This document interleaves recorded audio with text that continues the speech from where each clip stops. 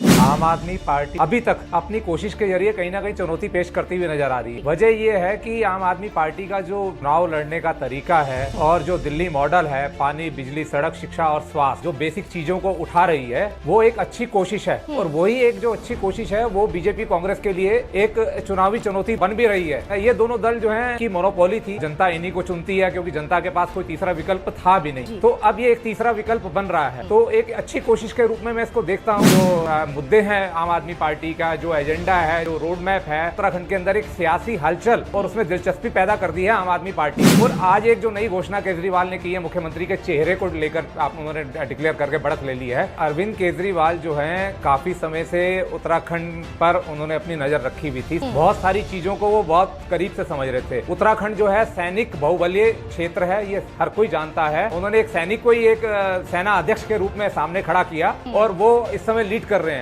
विश्व पर्यावरण मित्र थे सुंदरलाल बहुगुणा जी, जो दिवंगत हो गए, का उन्होंने जिस तरीके से अपनी विधानसभा में सम्मान किया, तो वहां भी कहीं ना कहीं वो बढ़त ले गए। जिस स्टेट में आप चुनाव लड़ने जा रहे हैं, वहां के मुद्दों को, वहां के लोगों को और वहां की कमजोरियों को अगर आप समझते हैं तो ये अपने आप में एक बहुत बड़ी बात। धर्म और आस्था दोनों चीजें उत्तराखंड से जुड़ी हुई हैं और उत्तराखंड का केंद्र बिंदु जो है वो देहरादून है, राजधानी है। तो कहीं ना कहीं उन्होंने फोकस किया है कि जो चीजें पहले से चढ़ रही हैं, जो धर्म और आस्था यहाँ पहले से स्थापित है, उसको भी आगे बढ़ाया जाएगा। तो कहीं ना कहीं वो लोगों की भावनाओं को, लोगों के मन को बहुत करीब से समझ रहे हैं। यहाँ की जो बेसिक कमजोरियां हैं, जो बेसिक मुद्दे हैं, वो पानी, बिजली, सड़क ही है, रोजगार है, शिक्षा है, स्वास्थ्य है। इस राज्य का जो निर्माण हुआ था, जो इसकी अवधारणा थी, वो सब इन्हीं बेसिक चीजें, इन्हीं मुद्दों को लेकर हुई थी। लेकिन पिछले 21 वर्षों में जितना मतलब हमें जो आगे बढ़ना चाहिए था डेवलपमेंट के क्षेत्र में, हम उतना विकास नहीं कर पाए। इन दो दलों के अलावा को चुनौती देने वाला कोई तीसरा दल भी नहीं था और लोगों के पास विकल्प यही है कि एक बार बीजेपी, एक बार कांग्रेस। तो अब कहीं ना कहीं ये विकल्प के रूप में आम आदमी पार्टी उत्तराखंड में खड़ी हो रही है। हमेशा जो है मुद्दों से अलग हटकर मुद्दों को उछाला जाता था दोनों ओर से, दोनों दलों की तरफ से, और जो बेसिक मुद्दे हैं उन पर बात ही नहीं होती थी। तो कम से कम प्रतिस्पर्धा में, राजनीतिक प्रतिस्पर्धा में आम आदमी पार्टी की दस्तक से कम